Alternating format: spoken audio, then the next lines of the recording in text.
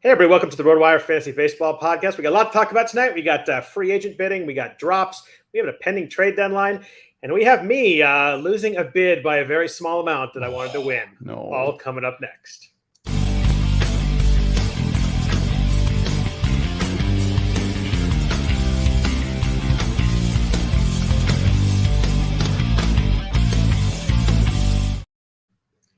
Happy Sunday night, everybody. Welcome to the RotoWire Fantasy Baseball Podcast. I'm Scott Jenstad, joined every Sunday night by Jeff Erickson. If you can please rate and review the podcast, that'd be fantastic. Also, we really appreciate that. If we are doing this live on the video, so if you have any questions or comments or you want to weigh in on the stream, let us know. We're happy to answer some fantasy-related questions. Jeff, the personal questions will go strictly to Jeff, so I'm only here for the fantasy questions. Yes, of course. I mean, why would you want me to answer the fantasy questions when we have a resource like Stryker here? Here we go again. Jeff, I was going to say, how are you? But I saw you last night. We had a little the RotoWire Fantasy Football Steak Dinner League. So I saw you last night. It was good to see you. We drove down to downtown LA together, so we got to hang out a little bit. It was fun. But how's everything?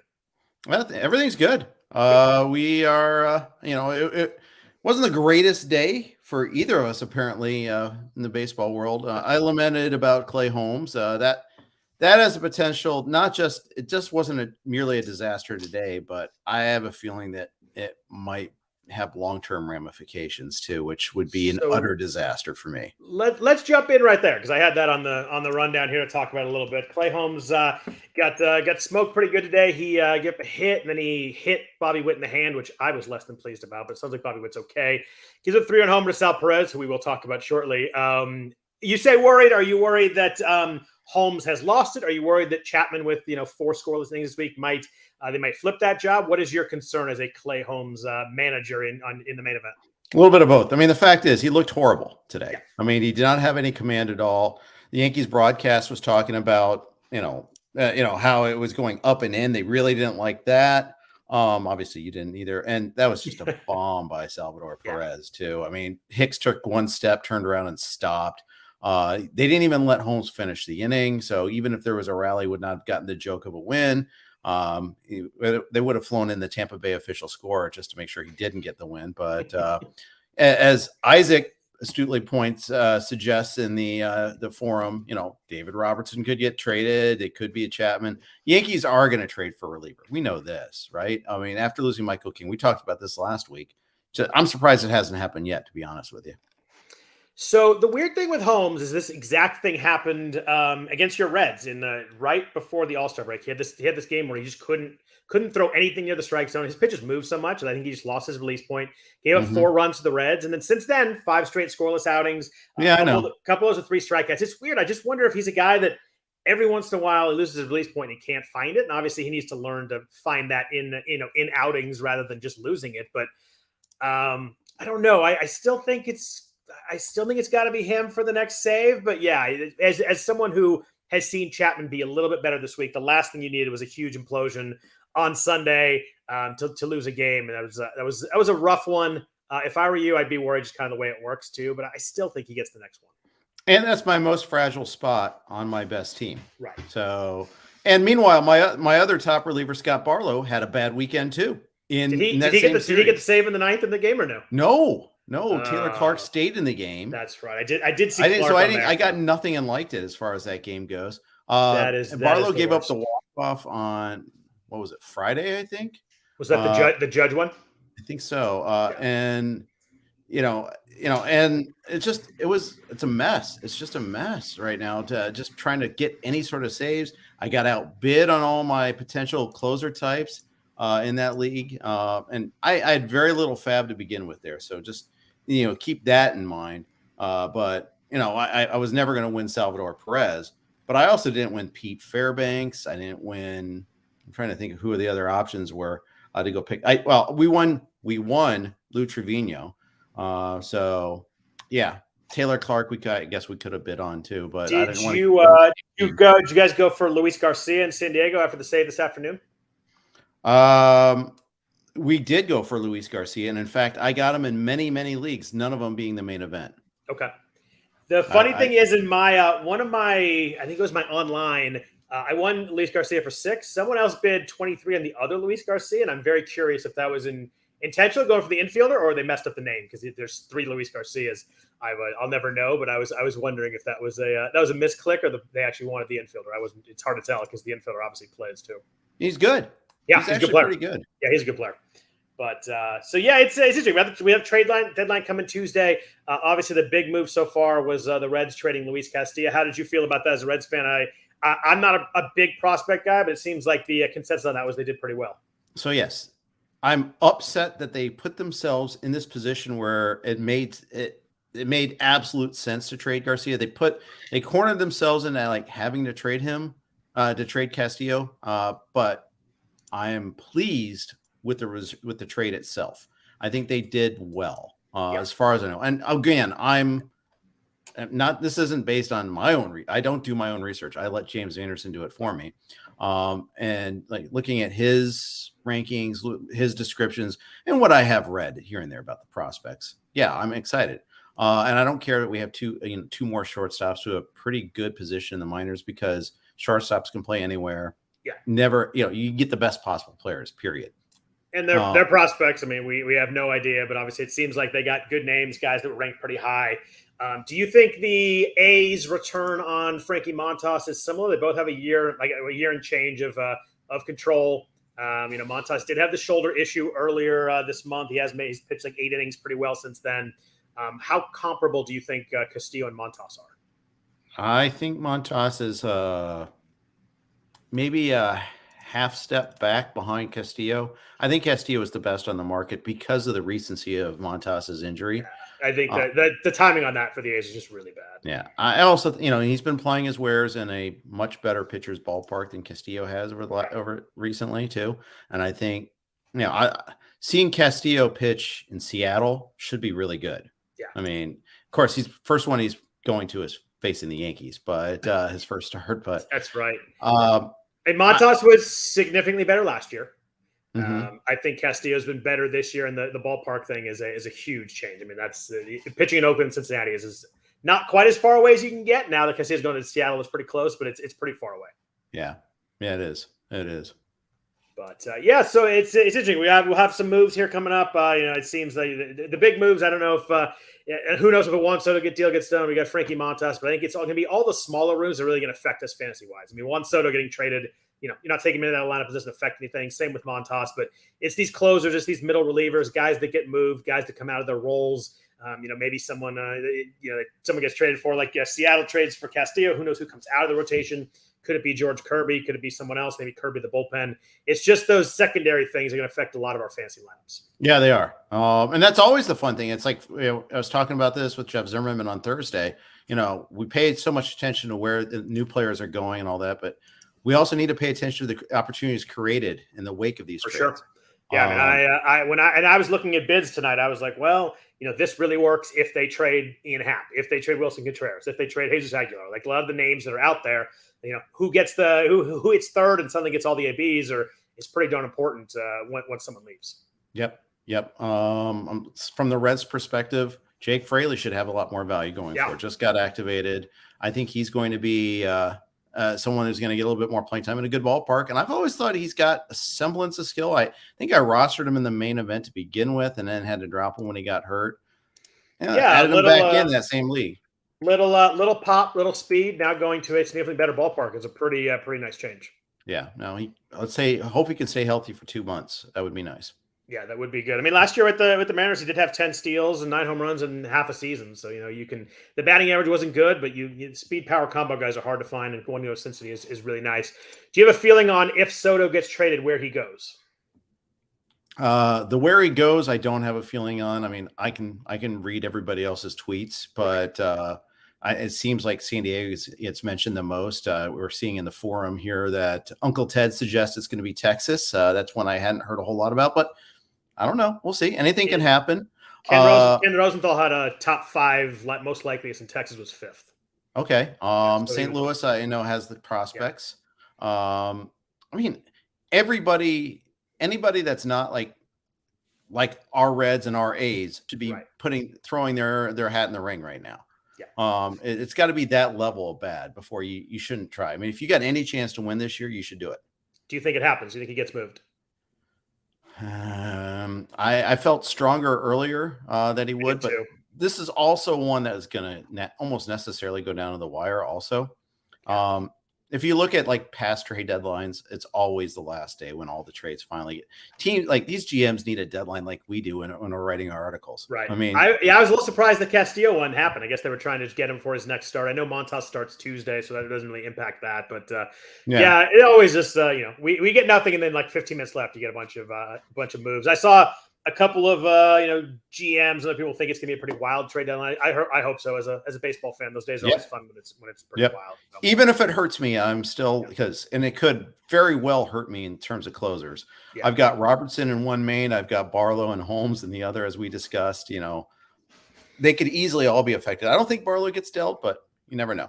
Yeah, my biggest concern is that Seattle trades for somebody and Seawald kind of get pushed back down to the 7th, 8th, and that would hurt me a lot. Which they already they could do anyhow on because that's Scott Service being Scott Service too. I mean, Diego Castillo went in the IL, which helped a little bit because he's kind of been like getting that night. It was weird. Seawald got like 7 saves in 3.5 weeks at one point, and then suddenly was pitching the 8th inning again. So there's no rhyme or reason there. But if they had a big name guy, that'd be tough right there. So we talked about last week. We were talking about Bryce Harper, important for your main event team. Will the Phillies be in it?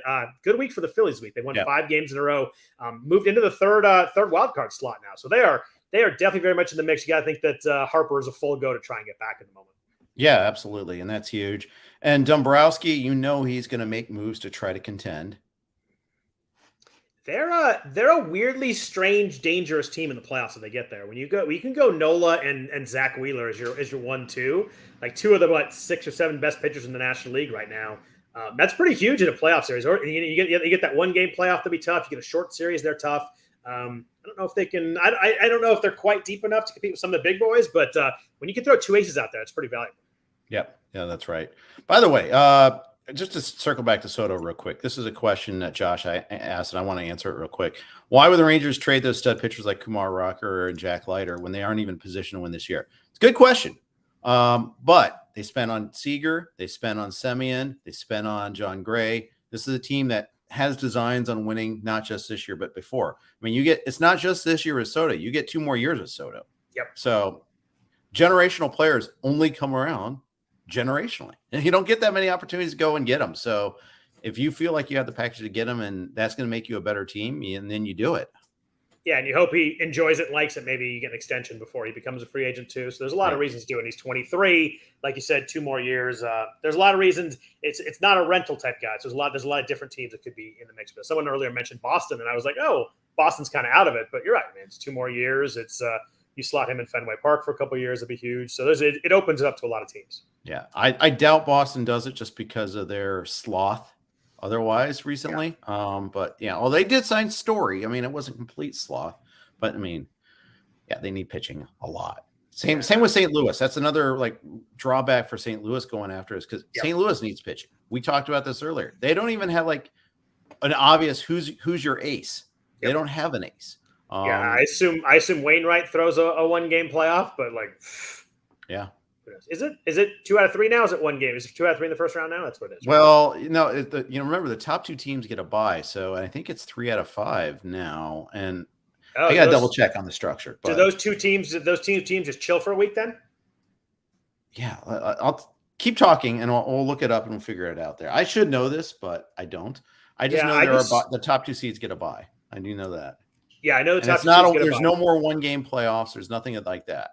They will use tiebreakers. It's a 3-game series. Thank you. Yeah, so it's top 2 teams get a bye, and then the division winner plays one of the wild cards or 2 wild cards. He plays each other, but 2 out of 3. So that way they can go quick, and you can go if the season ends on whatever day. You can go 5 days later. Those teams don't have to sit around for too long. Yeah.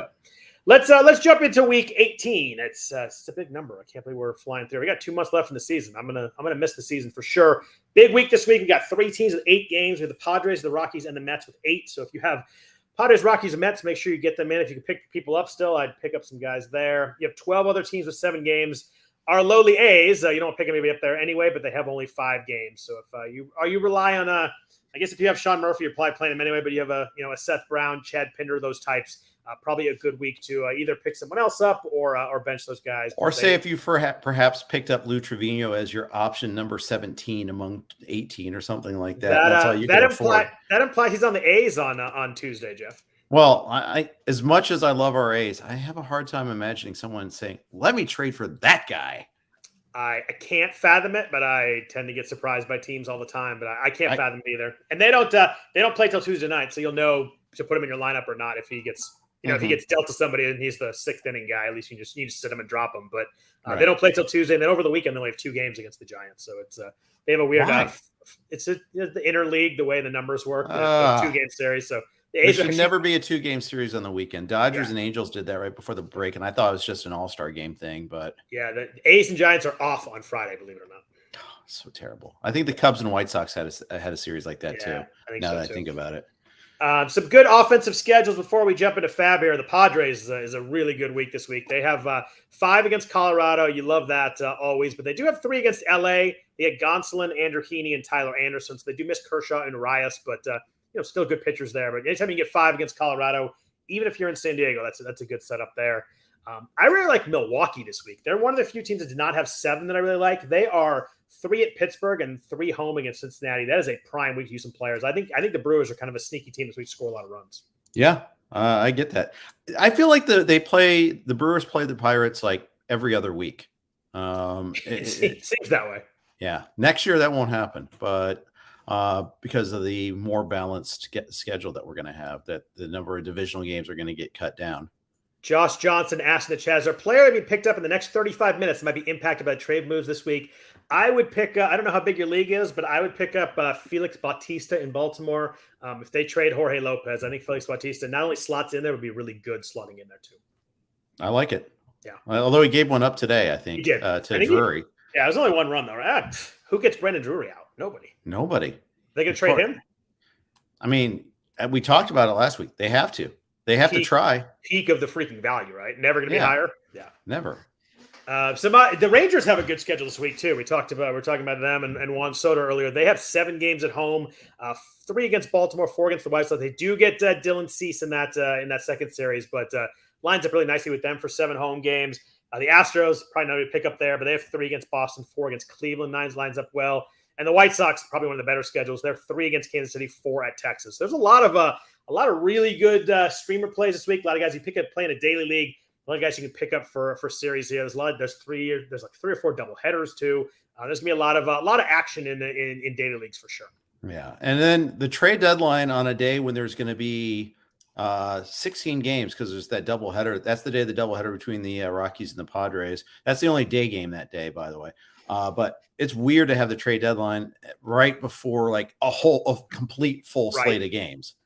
Yeah, it's tough for the guys that play Monday. You're gonna have them in your lineup. If someone gets traded away, they don't show up till Friday. There's probably gonna be a lot of zeros taken by a lot of people too. Yeah. So let's jump into FAAB. We kind of talked about that at the opening a little bit. Sal Perez was available in both of my main events. He was 79% rostered there, so I was on the good side of the odds there that he was available. Both my online championships too. He was 60% owned there. Obviously Perez was out for a long time, but came back quickly. Like it wasn't like a ramp up kind of like all of a sudden he was in the lineup on Friday. I think we thought it was going to be another week or two. I looked at him last week and I just had so many injuries. I needed live bodies. I couldn't take that. I didn't want to take a 0 at catcher. So looking back, obviously a mistake there, but I didn't bid on him heavily in my Vegas main. I'm up like 20 home runs and like 50 RBIs in the rest of the league. So it just didn't make sense to go crazy on him. I knew he was going to go for a lot of money. I put in a keep him honest bid, but nowhere close. Right. But my other league got good pitching, really need some power, need some RBIs. RBIs is my weakest category. Jeff, I moved it around. We talked about it last night. I ended up at 166. Winning bid was 169. So I'm fairly despondent at the moment. I told you 175. Did you?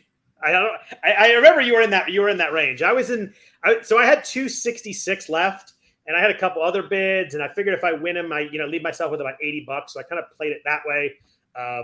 175 would have been a better bid, Jeff.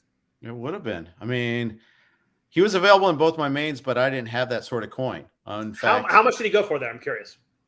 So Vegas main, he went for 224, and someone had 219. See, I would have felt so much better if someone went to Yeah, right. Because I was never going that high, so I would have felt so much better. In both leagues, he went for more than I had. So, and the the online, we like to call it JT and Tim, JE, which me, Tim Schuler, Tim S, TS2 Electric Boogaloo. He went 110 to 107. We had double digits. 110 is low. Just because people spend a good amount of money. That's the lowest. He was available in all four of mine. Even the online, he went for a lot more than that. So that's. I did get him in an online, Scott, though. For how much?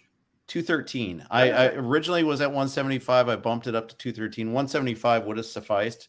Runner up was 168. I also got Luis Garcia in that league. I got Luis Garcia in every league except for the mains. Padres, Luis Garcia. Yes. Not that there's three of them out there. I got Perez in one of my onlines too for 133. But the online, I really needed him more. I got outbid, but he went for 277. I wasn't close to that. I wasn't. Right. I was pretty high in that. I was over 200 in that one, and I wasn't even the backup bid. So it's funny how it works. It's the leagues you need guys in, and you get someone that goes crazy on them. But frustrating in my main event. That could be one that comes back to haunt me if he has 35 RBIs the next 2 months. That would be pretty bad. My catchers are okay there, so it's not like I'm throwing out a zero as it is, but. That's a big one. That's the first really FAAB hurt I've had this year. Yeah, that's a big one too. Yeah, it does hurt. You're not going to get a player anywhere near that in free agency the rest of the year. Who would he have replaced again? Carson Kelly, who's hitting 370 this month, but obviously just a hot month. It's a significant difference between Perez and Carson Kelly. I fully admit. The Arizona Diamondbacks. This was on Friday. Had the fifth highest WOBA, or I think it was WRC plus in the last 30 days. I still can't believe the Rays were fourth. That was my guess for the worst, and you told me they were fourth. I was shocked by that because it seems like they roll out kind of a weak lineup every night and don't score any runs. Apparently, they've gotten hot in July. Yeah, they did. Well, Josh Rojas has been really good. Yeah. Alec Thomas has had his moments. He's kind of underwhelming, but they trade away Carson Kelly's been really good. Yeah. They rallied to get all the way up to fourth place in the NL West, so good for them.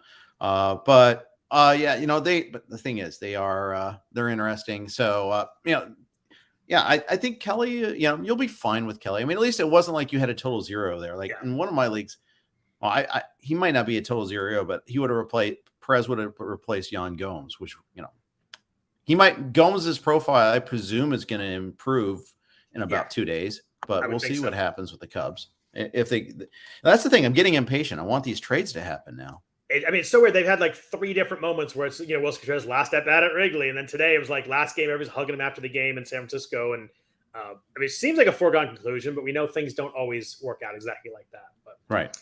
So other than Sal Perez, we had a couple of interesting names. I want to run a couple by. There are a couple of corner infielders I was interested in this week.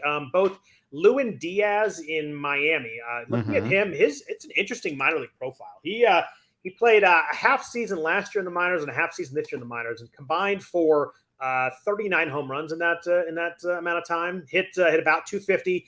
The thing I really liked about him is the strikeout rate is really low. Usually you see these guys like we talked about last week with Prado and JJ Bleday. A lot of power, but a ton of swing and miss. We're going to how that translate in the majors. But Lewin Diaz was 19.2% strikeout rate in 2021 in AAA, 20.4% this year. He's not super young. He's 25, but he's been hitting third this week for the Marlins. I think they trade a couple of guys probably this week too. So I think the playing time will be pretty easily there. I think they may trade Jesus Aguilar, and that what opens it wide up. I think he probably plays anyway. He's playing, if he DHs, they're playing him over Jesus Sanchez right now for good reason. I really like Diaz this week. If you need power, I think he's a guy that will do it without killing your batting average. Yeah, funny thing is he hasn't done it so far in this call-up, even despite batting third. But, he's got an ISO over 20, over 20%, every time in the minors. Funny thing is last year he flopped in his call-up. This is his third call-up, and I think it may be one of the reasons why people are a little bit colder to picking him up this time. He only had 25 hits, but 8 of them were homers last year in his call-up. So he can slug. We know that there is legit power. It's just a question of can he make good contact. Yeah, and it feels like the Marlins are going with let the kids play. Let's see. We got these final 2 months. They called up. We talked about Bleday. They called up Max Meyer, but then he eventually obviously got hurt. But it's been, I think they're going youth movement. They're going to play these guys or call them to play. So I do like that one. Obviously, it's we're talking about Sal Perez. We're dropping way down to anybody else. But the other guy I liked was 64% rostered in the main event and a lot lower in the 12s. Ezekiel Duran in Texas. He went back down. He got hurt. He went back down. Then he got called back up. He's just a guy that I think is pretty solid. He was 13 home runs, 10 stolen bases so far this year in AA and AAA. Hit about 300. He's playing every day for the Rangers. There's open spots there. Josh Smith has not done a lot. If Corey Seager goes to the IL, then Josh Smith moves to short. Durant can play third base pretty easily. I think we're going to get a pretty good run of at bats for a guy that in a 15-teamer is going to be pretty solid. He had the big hit in the 9th inning today against the Angels. Off of Iglesias. Duran came over in the Gallo trade last year from the Yankees, if I recall correctly. How has that worked out for the Yankees so far? Oh boy. Did you read Gallo's interview this week in The Athletic? I did not. What did he say? Actually really impressive. He just full ownership. I've been terrible. I feel bad. I'm not doing them right. It's just you rarely get a guy. I was waiting for a whole list of excuses. He pretty much said, "I've sucked. It's my fault. I've been bad." And it was actually kind of refreshing to see. It made me like him more for sure. Yeah, for sure. But it also means it's weighing on him a lot too. You could tell it is too nice. You could tell him it's weighing on him more than a lot. It's weighing on him a ton. You could tell. I mean, he's so bad. If you tell him every at bat, it was weighing on him. It was good, but you could tell it's bugging. Yeah. There's the corner infielders that was kind of interested in. Middle infielders, we had Aledmus Diaz is playing a lot in Houston. You might talked about him last night because he homered, I think, 2 or 3 times over the weekend. Gene Segura was available in 35% of the 12-teamers. He's scheduled to be back with the Phillies on Tuesday after the 60-day IL. Sounds like he's going to be ready. He's been playing in minor league games. So, rehab starts. I was all over Segura where he's available because I really like him as a player. I do too. It'll be interesting because Bryson Stott's had some moments for this Phillies team. After being really bad for a while, he has had a couple of really big significant. Although his overall line is terrible still. I'm just looking. No, it's bad. Yeah, I guess I deluded myself into thinking he was doing better all along, but no, he's not. So it's okay. Easy bench, and maybe you just sit Didi every once in a while. I was going to say, does Didi need to play every day? Because he's been really bad for 2 years now. Yeah, and that isn't even accounting for his defense. Didi has 1 homer this year. 1. Oof. And he's 219 plate appearances too, or 224 after today. It's not like he was out a bunch. That's woof. That's horrible. Do you think Yankee Stadium helped Didi Gregorius when he was there? Maybe a little bit. Maybe a touch. Dude had 27 bombs in 2018. That's pretty crazy. I think everybody was helped in 2018 and 19 there too. I was laughing at Yankee Stadium this week. I think Judge and LeMahieu each had a homer that were unicorns, so home runs in only one park, and that was they both had one. I think Judge's yesterday and LeMahieu's today. Yeah, I tweeted about the LeMahieu one. It was the most DJ LeMahieu Yankee Stadium homer ever. Just drifted and drifted. Oh, it's out. Judge's was a freaking rocket, 107 miles an hour, but it was a line drive that went to the first row. It's literally a home run in one of 30 parks, but it's just most of Judge's are pretty legit.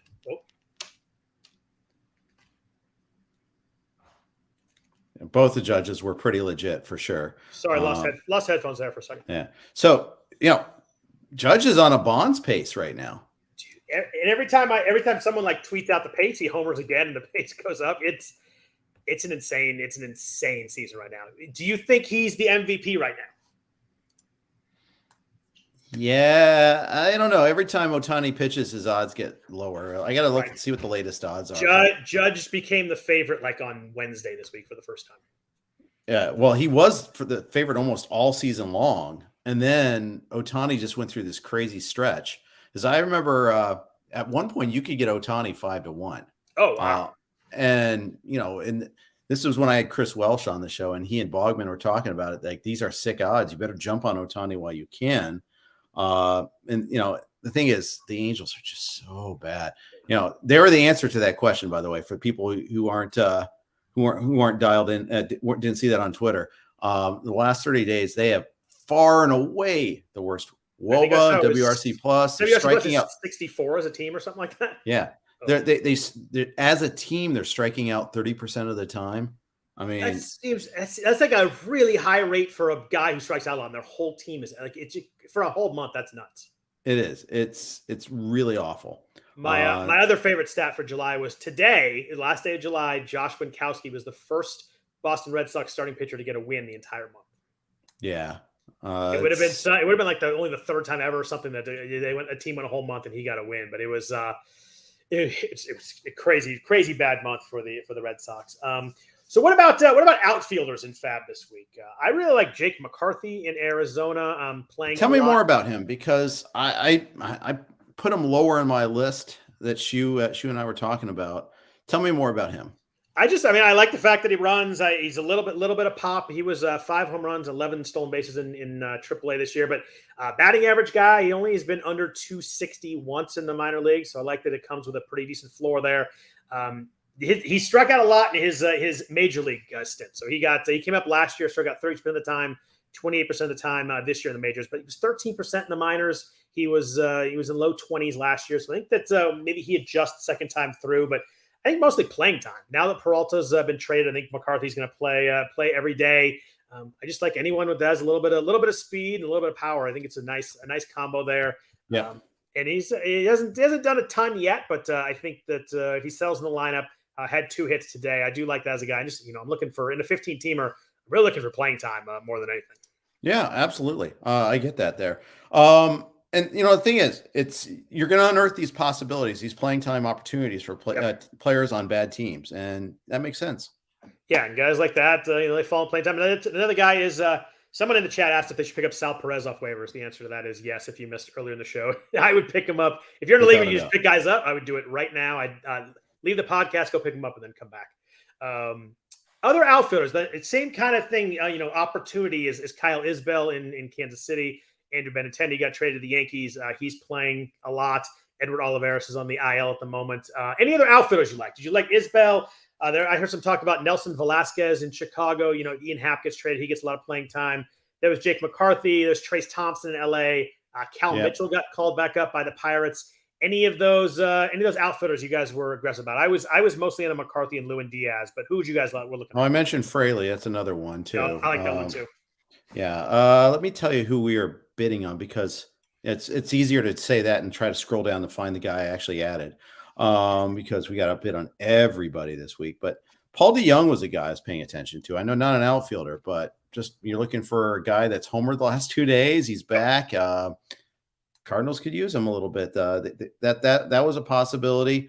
McCarthy was on our list. Will Myers is coming back sometime soon. Chas McCormick's been getting more playing time. He was in my waterfall also, McCormick. I do like him, and he's playing just about every day now. Yeah, he is. Watch to see what the Astros do, because I still think they're going to trade for at least one hitter, be it catcher or outfield. And they got a kid named Pedro Leon who's in AAA that might get the call at some point too. Do you think? Do you think a kind of a not thinking Michael Brantley's coming back? We need an outfielder kind of thing.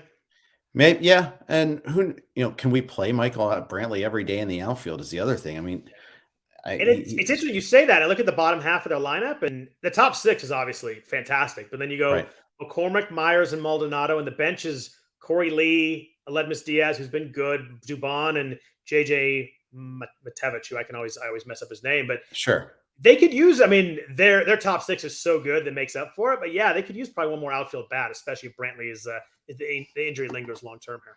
Yeah, for sure.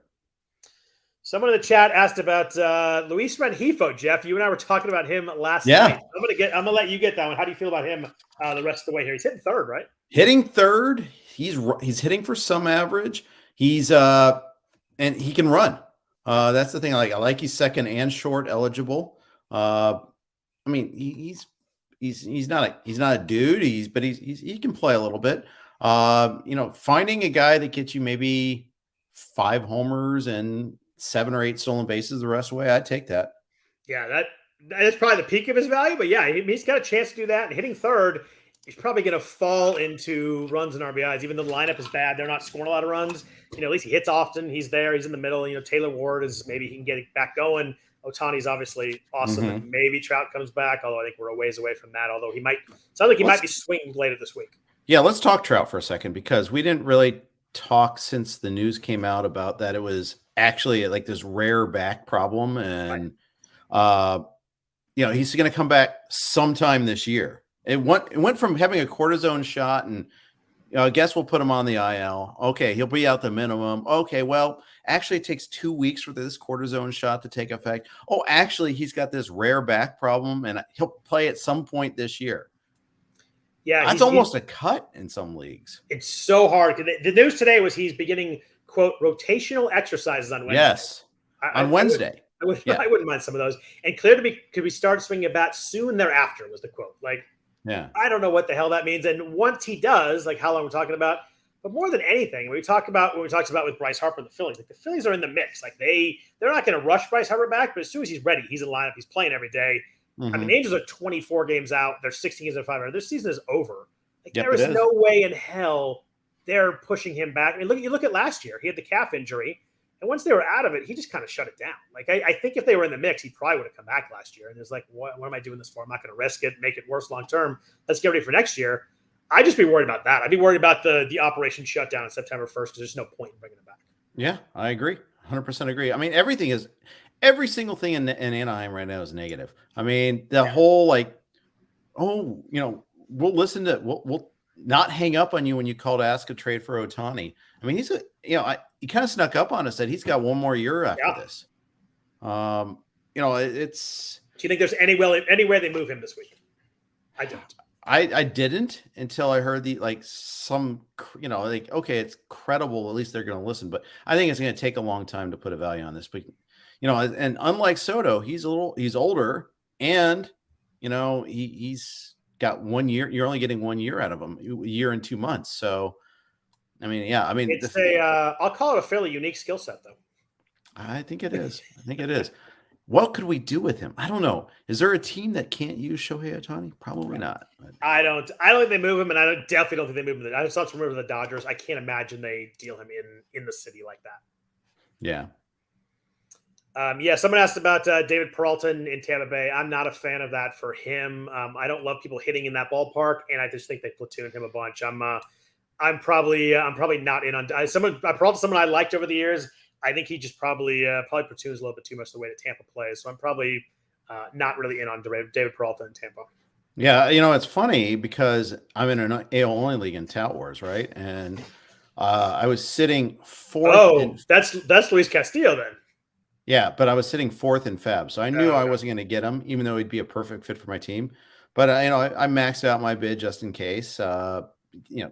It didn't get him. In fact, let's see, Mike Podhorzer from Fangraphs bid 940. Second place person Rob Leibowitz had 939 in his budget, and he bid it basically. Right. And so it's like he went to the mat for it there. But I was wondering, I speculated, are they going to go to the mat for Peralta? Because you never know if there's anybody else good coming over the AL. Yeah. And it could be Juan Soto. Like, you're not only someone good, but you potentially have someone that is a legit. Or Wilson Contreras. Contreras would be huge too.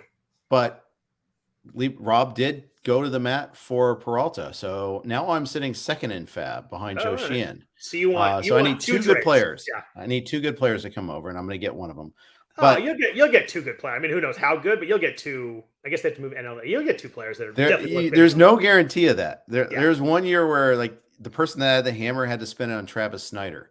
It can. Yeah, they could deal Contreras in the same league. Obviously. Soto could go easily to the Padres. Padres, Dodgers, something like that. In fact, most of the teams I've heard are National League teams. I mean, it doesn't sound like the Yankees are in on them, so we'll see. Yeah, the problem is you might end up with picking up David Bednar as a setup guy or something like that. Might be your answer, something like that. But I share your opinion on Peralta. In fact, I put a bid on him, but I had it I wasn't going to max out on him. But I share the platoon concerns. They did send down Josh Lowe. That does help a little bit. But the hitting background, blah, blah, blah, all these sort of things boy, has Josh Lowe just been a complete mess.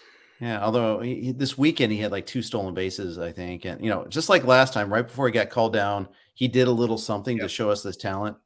I mean, but the Rays, it's been a weird year for the Rays. I mean, Lowe's been a mess. Who was it? The second base prospect. Brujan. Yeah, Brujan is a total utter mess. Yep. They've had so many injuries this year. They're still in the wild card hunt. I mean, they always seem to find a way somehow. Although Shane McClanahan got beat by the Guardians today, which surprised me. Yes, he did. But last guy I want to ask you about before we get into some pitching.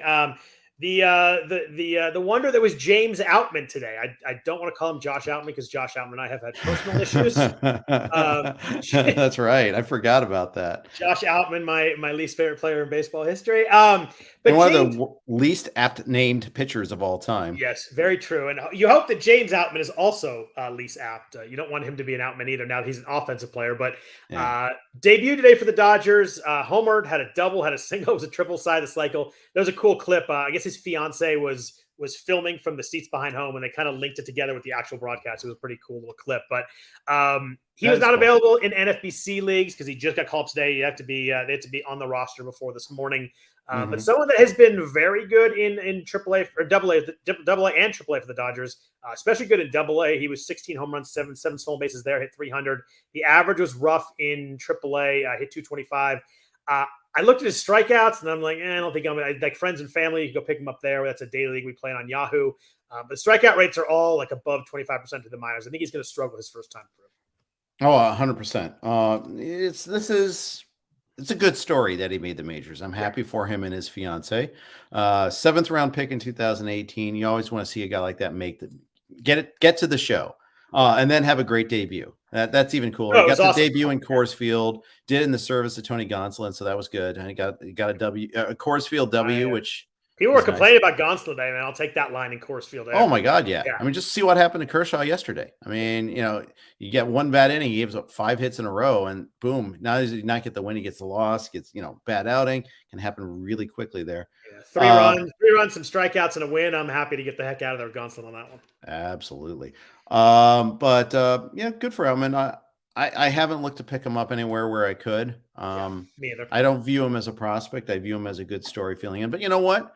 I looked at Max Muncy the same way at one point in time. Yeah, the Dodgers are just so deep too. Like he's not the playing time's not going to be there either, especially when Chris Taylor comes back here at some point.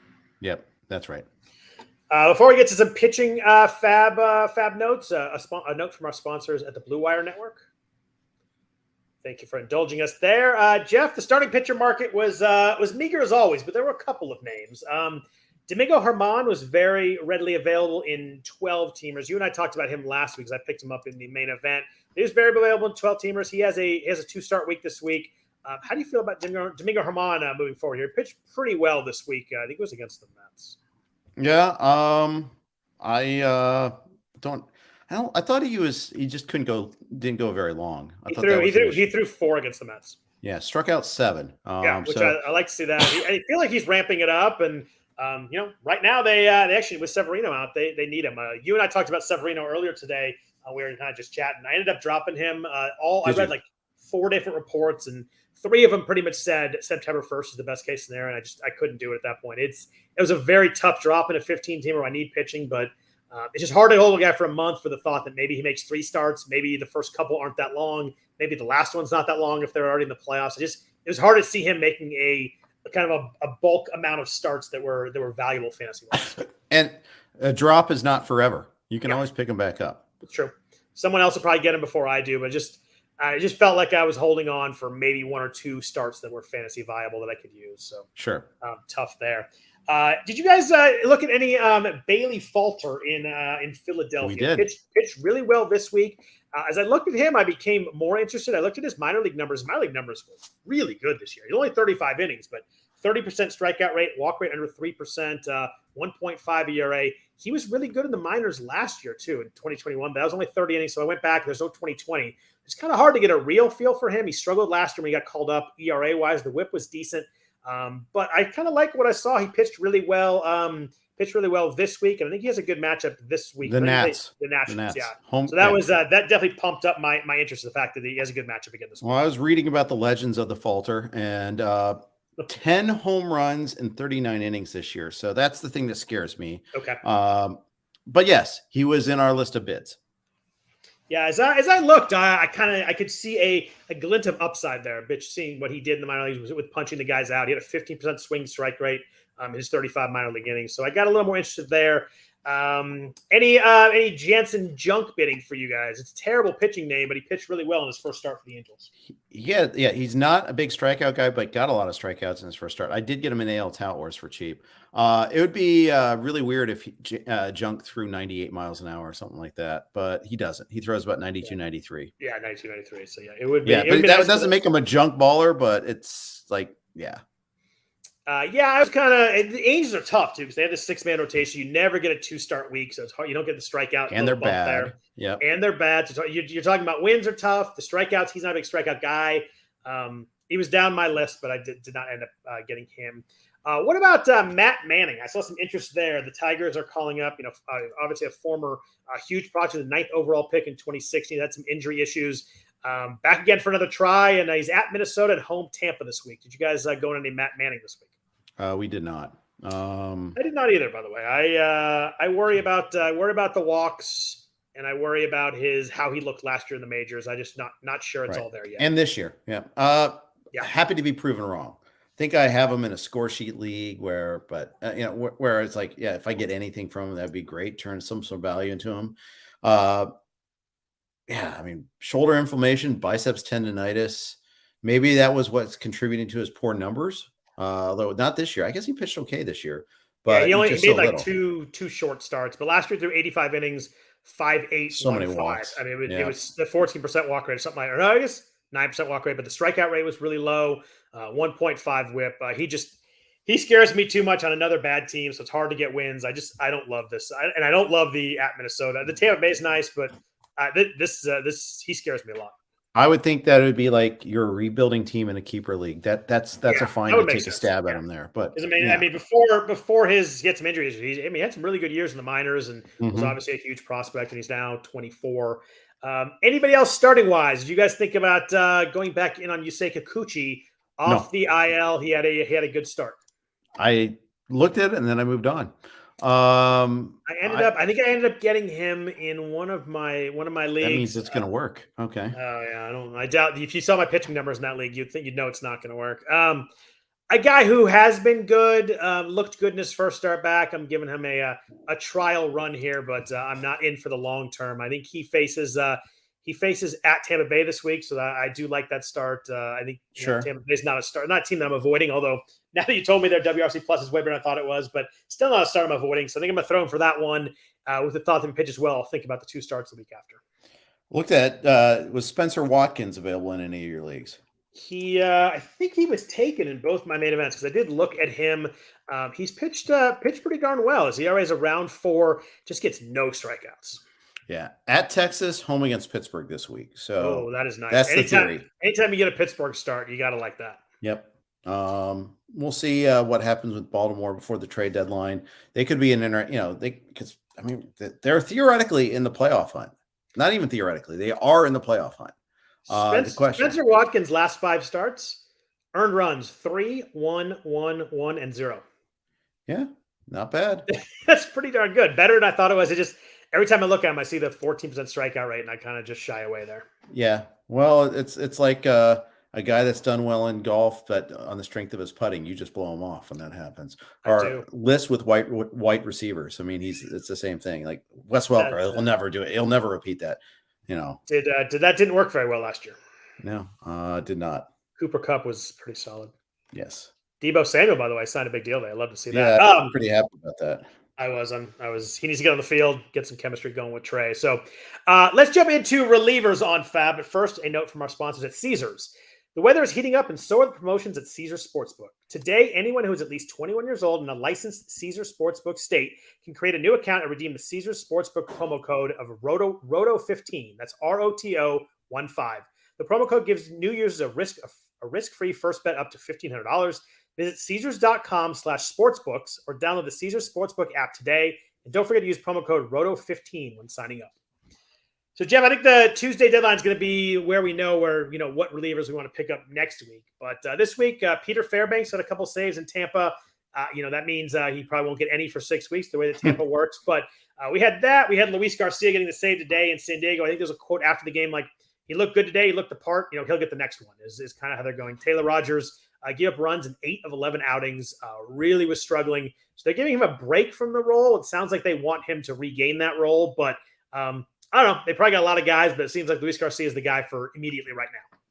Yeah, he is. I got him everywhere except for the main event where I got outbid every time. But I also had less money in those. We had less money, I should say. We, Scott, but me and Tim Schuler. I always, I tend to say too often, but didn't have the budget there. It's hard to find Luis Garcia on Fangraphs because you have to know what years he pitched. Oh, wow. Because there's 3 of them, so you have to pick the right one based on the years. Oh, God, Luis Garcia is 35. I did not fully know that. I didn't either. He throws 101 also. Dude, he was like gassing it today. I looked up, I'm like, oh my God, this guy's throwing 101, 102. Yep. Yeah, he was in the Phillies bullpen from 2013 to 2018.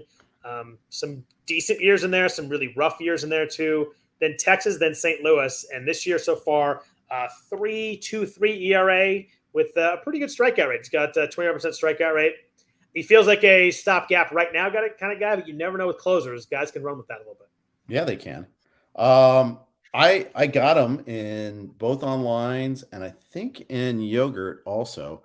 I definitely put in for him a lot of places, and we have Scarf running in like 3 minutes, so that might be the other thing that I might still get him there too. So we'll see. Although I don't think I have a lot of FAAB left in that league. You mentioned you guys need saves in the main event. Was there anybody you guys were speculating on kind of playing the trade deadline game? Did you guys have a spot to do that? Did you got outbid on Garcia and Fairbanks? Did you get a Felix Bautista, Yeri De Los Santos, Zach Jackson? Well, we got Yeri last week. Okay, so I assume you held on to him until the deadline. I think so. Yeah. Always tricky to figure out though. It's like, oh yeah, did we or not? It's too many different leagues, and it's tough because he gave up runs a couple of times this week too. So I'm kind of like, Do you have if someone were just trying to pick up a spec guy, do you have a favorite? I think mine's Felix Bautista. He's taken a lot of leagues. Do you have anybody else you really like? I like him a lot too. F. Ross is another one I think I like. Yeah, for the Cubs, because they may trade Robertson and Michael Givens, which would be the key for F. They've already traded Chris Martin, so that's right. Chris Martin, the Dodgers. Yes. Okay. F. Ross has been good. He's 2.66, 107 WHIP, 28% strikeout rate. He's someone that if the job does open up, I actually like him as a pitcher too. When a lot of these guys would pick up and like, I don't really like this guy as a pitcher, but he might have the job. And I think F. Ross actually might be a pretty decent pitcher too. Yeah, he is, because I picked him up in a score sheet league earlier this year, and I liked. It's just where we don't need saves. It's just you're trying to find good relievers. Period. It's an inno only, and so I was just digging for some useful players. Are you a fan of changing the save rule in fantasy leagues to do something different? No, not really. I mean, there's a Tout Wars league that does saves plus holds. I think I've made it. I think I've said it here on this podcast, and I've definitely said it elsewhere. I hate holds. I think holds are a terrible stat. It's a terrible. The way they do it is a terrible. I think otherwise you could be really good and get a hold, but you can be awful and get a hold too. Yep. And they made it a little bit better. It used to be you could not retire anybody and still get a hold. There's like 0 outs. Guy comes in, gives up 2 walks and a hit, but keeps the lead and walks and get a hold. That was brutal. Yeah. But at least a save, you can pitch badly and get a save. I get that you can get a couple runs, but you usually do have to finish off the game at some point. Get that last out. It just seems, it's getting tougher and tougher as there's more teams going to committee. But I think we're with saves for a while, at least in most of the bigger contests. Yeah. So let's jump into some news and notes. It was not a good day for the AL rookies. We mentioned Bobby Witt earlier, got hit in the hand by your boy Clay Holmes in that rough inning. He said he was fine after. He wanted to stay in. They're bringing Kyle Isbell in for defense in the outfield anyway, so they had him pinch run. He said he was fine. I'd like to see him actually be in the lineup. It sucks because he missed 5 games this week. Played in the first half of the week, which is a rough 0 there. But he just got back. I think he had a hit or 2 today, and obviously someone that is massively important. So hopefully he's fine there. Yeah, hopefully so. And I got to think that watch this one too, because it could be something that hurts his power eventually too, which you always hate hand and elbow and all the wrist and things like that. And he already had the hamstring earlier this week, so that's hurting his speed. So now we got something to hurt his speed, something to hurt his power. It's not the greatest combo of events, but hopefully he'll avoid the IL, which would be great. Julio Rodriguez, not so lucky. Obviously, we love Julio. He was out, came back for 1 game, got hit by a pitch that he swung at. So it was actually strike 3, but it hit him. The x-rays were negative on his wrist, but they said it was really swollen. He probably wasn't going to be able to play for 5 days, wasn't going to be able to swing for 5 days. So they put him on the IL. Sounds like he's actually getting an MRI either today or tomorrow. I wonder, does it have anything to do with the other wrist injury he had after the home run derby? It just seems like a lot going on right there, that this MRI is going to be pretty big for them. And I was told that he actually suffered that injury in the series before the All-Star break, sliding into second base, I think. Yeah. Right? So, but yeah, it's entirely possible. I mean, it's a smart thing for the Mariners. I mean, they're all excited. They're in a playoff race. but you can't mess this up. Yeah, this is the one thing you got to get right. They make a massive trade, obviously. I mean, it's Right. huge time for them. But yeah, this is your future. You gotta figure out, make sure that's all right. But it was smart, I think. You don't want to rush him back in 6 or 7 days when you can just kind of wait the 10 and play him. They got a lot of depth in the outfield now. Mitch Haniger's sounds like he's gonna be up on Friday. He homered today in his rehab assignment, so I think they'll be okay. Obviously for short term, long term, they definitely need him in the lineup. Obviously, Ty France in Seattle also had an MRI on his wrist, showed no structural damage. That'll be a couple days of rest. So they're a little thin here, maybe for the next couple days. Yeah, There's like called up Kelnick. But Kelnick couldn't start because he had travel things. But the other kid they called up could start. I don't know what happened there, but and obviously Castillo when he gets officially out of the roster, although maybe he already has been. Yeah, he's starting. He's starting Wednesday. They announced. Yeah, so that'll be interesting to watch to see like how everything fits with this team. But they're going to get Kyle Lewis. They're going to get Haniger back. I mean, yeah, they're loaded for bear. Kyle Lewis has been there. He hasn't done a lot yet, but he's been in the lineup at least. But I think Haniger's the one you want to wait from. Haniger, when he's right, is really, really good. Yep. Did you guys think about picking up any Jared Kelnick today? Did. He was in I think he was on our list again. We had like 18 guys on our list. You gotta love those weeks when that happens. That's when you know you really need somebody, because you're like, I had to make sure we get somebody. Well, the thing is more like, okay, we just don't want to have this guy remaining on our roster anymore. I know that feeling all too well. Brett Martin, be gone, please. Yeah, that must have felt good to hit the drop button on that one. No, because it felt bad to see him active for us this weekend, and seeing the people that we benched in favor, doing better than like Brett. Like we had Wainwright benched because he was going on the road at Toronto without the run support of Goldschmidt and Arenado and the defense, and he pitched a gem anyhow. So we had that. Instead, we got punished relentlessly by Martin all week. That was me today watching Reed Detmers, who I sat for Joe Ryan. Oh no! At least Detmers didn't get the win, but 12 Ks, the immaculate inning. He's a different pitcher now, dude. He looks. I picked him up right when he came back up. That has been nice. I had him in the first couple starts, but it was tough. Joe Ryan pitched really well last week. He was. It's just he was facing San Diego, which is not great, but I didn't think that 10 runs were going to get slapped on me either. No.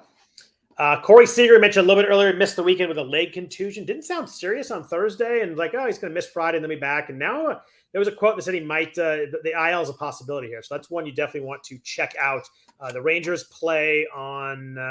They do play on Monday, so they're at home against Baltimore. So we should get some more info on Seager there. Doesn't always seem like when they say it's a possibility, it means it's an eventuality. Right, because they don't usually say that if he's not going to go on. Like even with Bobby Witt, they were like, yeah, he's fine, he's day-to-day. We don't think he's going to go on the IL. Like they never said it's a possibility. It never happens where it's a possibility he's in the lineup the next day, right? Yeah. Jeff Freddie Peralta back. His next start is going to be in the majors. He went 3 1/3 and 52 pitches in his last rehab outing, so maybe a little limited. He's scheduled to probably come back this weekend against our Reds.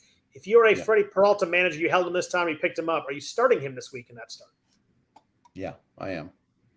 Hope he maybe goes 5, but if not, you get some strikeouts and good ratios for the Reds are going to strike out a lot. Yeah. They might not have, any players left. Yeah, Drury might be gone at this point. Tommy Pham might be gone, although I don't see anybody trading for Tommy Pham. We'll see. I would certainly try and trade Tommy Pham, but I don't know who's taking him right now. Yeah, it's kind of just been pretty blah, right?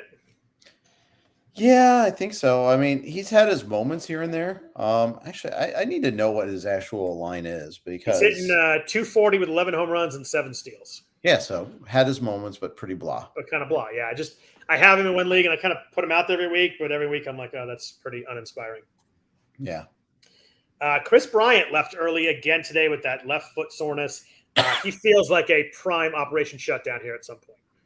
Yeah, except the Rockies. Let's talk about the Rockies for a second. I can't believe they re-signed Daniel Bard for 2 more years. They said, we are not trading Freeland or Senzatella. God forbid you trade away Antonio Senzatella. I mean, it's such a big part of the master plan, or Marquez or anybody. I mean, it's just, what are they doing? They make no sense. Like the A's ownership sucks, but at least they're like, we're going to trade everybody and rebuild and do this. Like, I have no idea. All Colorado's doing is just ensuring they're just never really good. I have 0 clue what they're doing, which is more than they have, but I don't know. I hate to be so strident about, hey, these guys are idiots, but these guys are idiots. I love it for Daniel Bard. His comeback story is awesome. Yeah, good for him. But how do you re-sign a 37-year-old reliever that you could have gotten something good for on the market? Like he was probably the best, and maybe Bednar, but he was one of the top 3 or 4 relievers on the market. Yeah. And there's a lot of teams that need relievers, a lot of teams that need help in the bullpen. Like you would have gotten a good trade for him, and instead, I don't get it. Like $19 million. I mean, why not trade him and then sign him in the offseason? Yeah, or sign anybody else in the offseason. Right? Yeah. I mean, yeah, I get it's hard to sign free agent pitchers in your Colorado, but maybe he's just like the greatest guy in the world, and keeping that. And if he is, good for that. But even still, it just doesn't make any sense. They're not. If he's the greatest guy in the world, wouldn't you be like, hey, Daniel, we're going to trade you to a great contender. You're going to get a chance to play. We want you back next year. Let's agree that when the season ends, we're going to sign you back. We'll be good. Everybody be happy. We're going to give you a chance to do it and get a prospect out of it. It helps everybody. Yeah, I mean, yeah, right. Of course. And Bud Black's got to try to defend that. I saw his thing, and it was tough to, why ask the manager that? I mean, you ask they have some pencil pusher as their GM though, right? Isn't that they have some finance guy that kind of took over? I love you call him a pencil pusher, and that's beautiful. Yeah, I mean, it's just an insane franchise.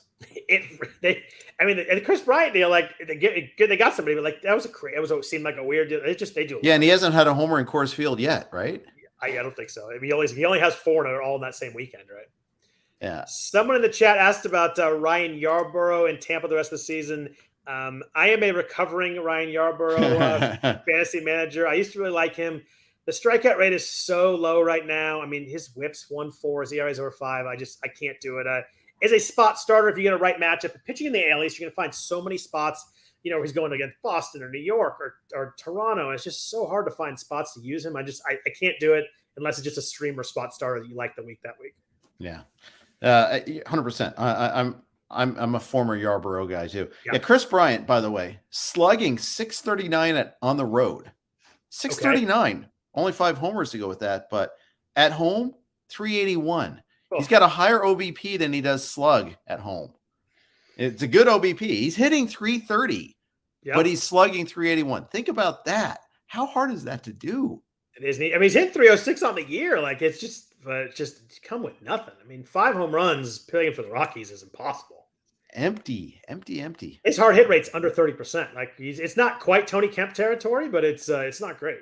Yeah. You gotta get in the low double digits to get to Tony Kemp territory.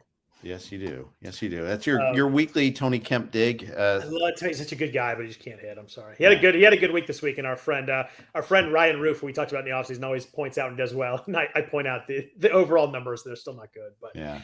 Alek Manoah threw Sunday. He got hit by the comebacker the other day. He threw today to throw at size session earlier this week. They think he's gonna be able to start later this week. A tough call because they do play. They don't play tomorrow, so hopefully maybe he throws that side session. You get some news on it. But it's a tough one because you want to hear some news he's going to start. You don't want to take a risk to 0 there, but I think he's going to end up pitching. Tyler O'Neill out Sunday with some leg cramps. I'm shocked that Tyler O'Neill had some cramping. Always something with him, but it sounds like he's fine. Ke'Bryan Hayes, who has been I would say a pretty big disappointment, at least fantasy wise this year. He was out Sunday with some left knee discomfort. He was a pretty popular guy in the offseason. Hitting 246, 5 home runs. I know he has 11 steals, but it's tough to play a corner infielder with 5 home runs and hitting under 250. He's only hit for power that the 2020 season. If you look at his minor league logs, all along he was this pretty good prospect all along, but never you're like, oh, he's gonna grow into his power. And that 2020 was 100 plate appearances. It was it was 5 homers, 5 homers, but it was a 682 slug because it was in such short sample. This is why we talk about sample size, by the way. Yep. This is everyone's like, oh, you Sabre guys always talk about sample size. This is why we talk about that, because it was so far out of line, and I bought into it. I thought he was going to grow into his power a little bit. I mean, look at his dad. He hit for a good amount of power. That's Charlie Hayes. Yeah. Caught the last out of the 96 World Series too. Yeah. And he is good. He's not killing you because he gave you the 11 stolen bases, but he's killing you. 29 RBI. Yeah, I was going to point out the 29 RBIs a corner with 5 home runs. if you have the right team format where you just need those 11 stolen bases, that's fine. That's big from a corner spot, but the rest of it's tough to overcome. Right. I mean, you have selected Miles Straw, basically. Right? Yeah, not far off. Just a few less stolen bases. It's weird because he's one of those guys that I kind of just find myself. I'm on one team. I just kind of play him every week, and I probably shouldn't be. He's just not doing enough to be in there consistently. Yeah. We mentioned Mitch Haniger, a homer today, could be activated as soon as Friday. Alex Kirilloff was a tough call for me today. He has wrist soreness again, in that same wrist that he's had all the injuries with. He's day to day. He didn't play. He came out early yesterday. Didn't play today. Probably wasn't going to. They're facing a lefty. I went back and forth on this one for a long time. I ended up dropping him in the main event just because I needed bodies. I had two other guys on the IL. I couldn't have a third guy go and be able to field the lineup next week. So I dropped him for someone that's playing. I might regret that one. I do like him as a player, but he hits a ton of ground balls. Hits the ball hard, but like he's just not lifting the ball, so the home runs aren't there. They have not. He's like a 63% ground ball guy this year, which is a huge number. There was enough there. Plus, I think there's a pretty decent chance this wrist injury caused him to maybe go chill back for a on bit. the IL. Yeah, I thought it was too much of a risk.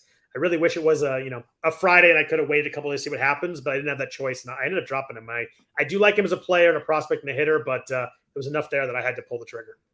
I can appreciate that. Call drops this time of year are very tough because if you don't drop someone now and they go in the AL, they're not usable for a while. It's really tough. Same issue with Severino. I went back and forth on that one. It's just sometimes you get to a point where you need the roster spot. Yeah, and I think this time of year you got to just be more ruthless. I mean, you only have 8 weeks left, right? By the way, speaking of the Twins, a little bit of appreciation for Jose Miranda. He seems like he's getting it. Yeah, he's been since he went down when he was struggling back up. He's been really good. Yeah, I think he's going to be a stud.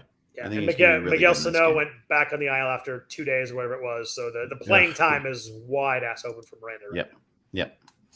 A couple players I wanted to talk about before we get out of here. First of all, got to give some props to my boy Matt Chapman. After a tough April in Toronto where he struggled a little, has been really good. He's been red hot in July. He's up to almost 250. He's got 20 home runs now, 56 runs, 57 RBIs. After a tough 2021, a kind of a tough 2020, obviously great 2019. I think we're finally seeing a fully healthy, fully comfortable Matt Chapman right now. We are, and it took a while to get there too. I mean, but this is the player Toronto traded for, and they finally are getting that, and a good time for that too. Yeah, he's got 14 home runs since June 1st. He hit over 300 in July. Obviously plays elite defense. This is, tell you what, he's what 6th, 7th in their lineup. I mean, it's just it makes their lineup so much longer when he's good. Yeah, absolutely. Jays, they're sitting in a good position now. They're 12 over 500. They had that really bad stretch. Yeah, you feel like they're fine. The only reason I know because Jordan Romano didn't get a save for like a month, and now he's back on the horse. But they seem to be playing really good ball at the right time here. All they had to do was wait to face the dregs of the division like the Red Sox, and no, that was just. I'm sorry, that was cruel. I don't even hate the Red Sox, but when you give up 30 runs in a game, you kind of deserve a few shots. Yeah, Red Sox they won today and they're still below 500. They're behind the Orioles, which you hate to see it. Yeah, Orioles have lost 2 in a row too because they were facing our Reds, so I understand. A third baseman in the other league, Austin Riley, is someone that was broke out fully last year. Had the 2019 got called up, was red hot at the beginning, and then went cold. Was not great in 2020, and we're coming to 2020. We weren't sure. Great last year. He's been massive right now. He hit over 400 in July, 11 home runs in July, sticking himself in the MVP conversation really quickly here. Yeah, he is. It's fun to watch.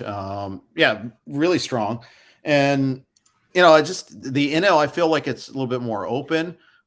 Goldie was the favorite, but the thing is, I didn't put him I didn't put Goldie on the Aaron Judge level, even if he really did have that sort of lead for a while. But I always thought the NL was a little bit more wide open.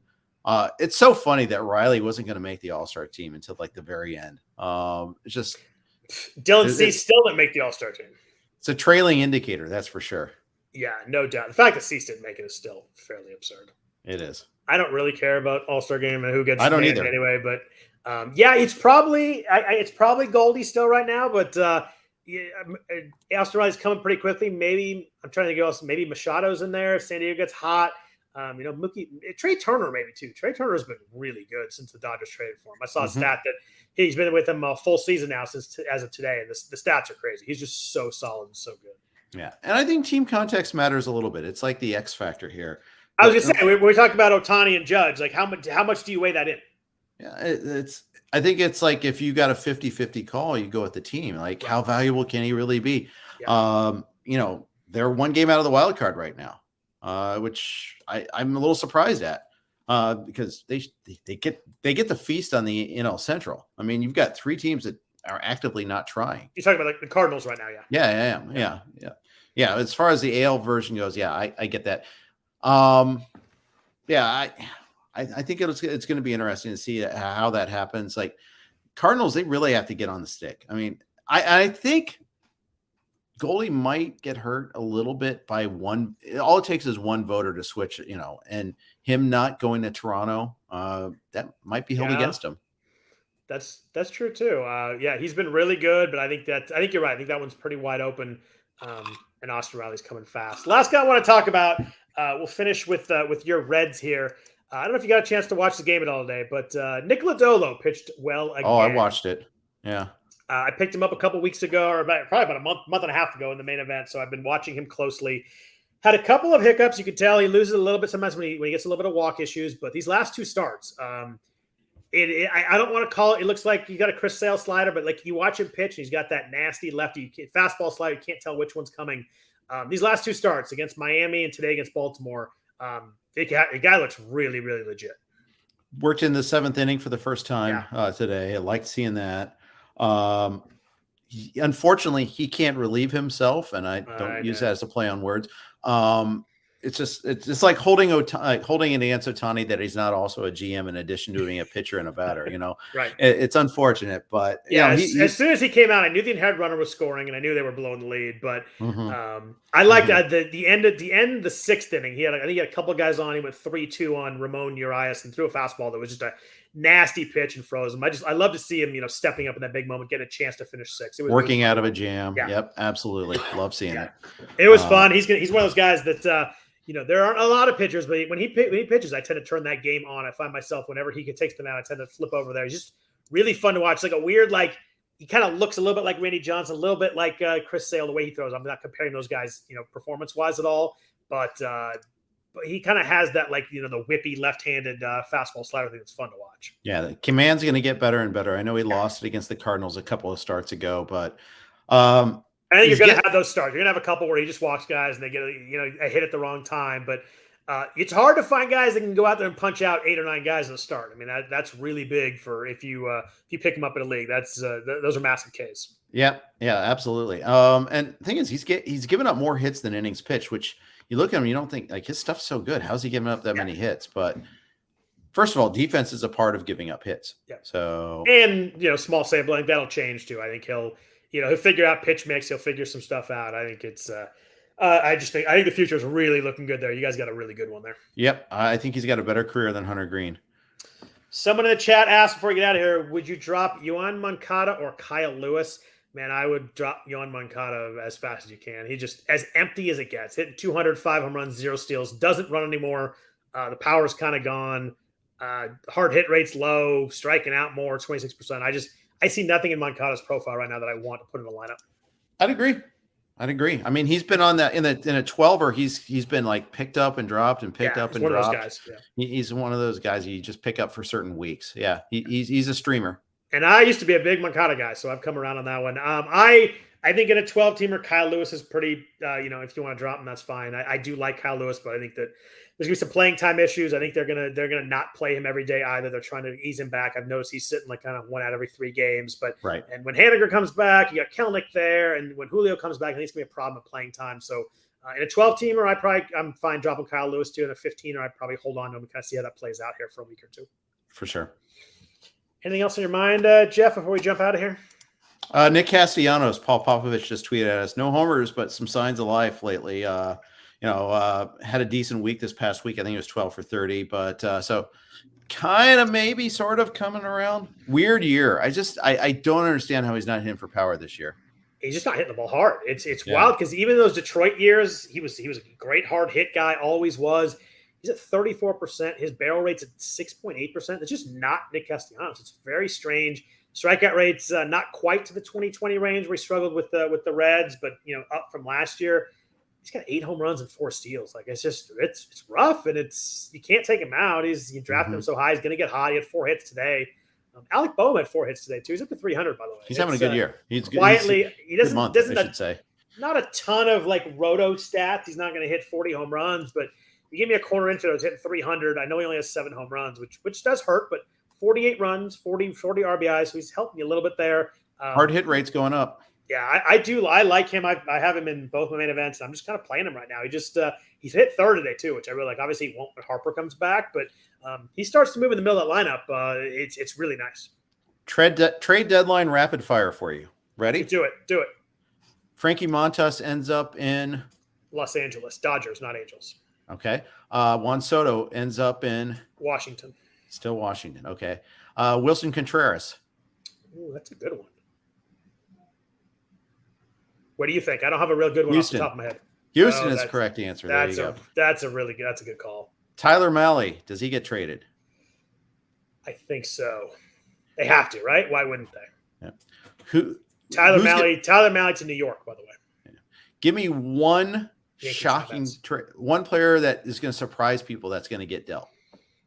Wow, that's a really. And I gave you no prep time for this, so you gave me no prep time with that. I'm going to go with how about no, that wouldn't be shocking. I was going to say Trey Mancini, but that wouldn't be shocking. How about Javier Baez? Too big of a contract?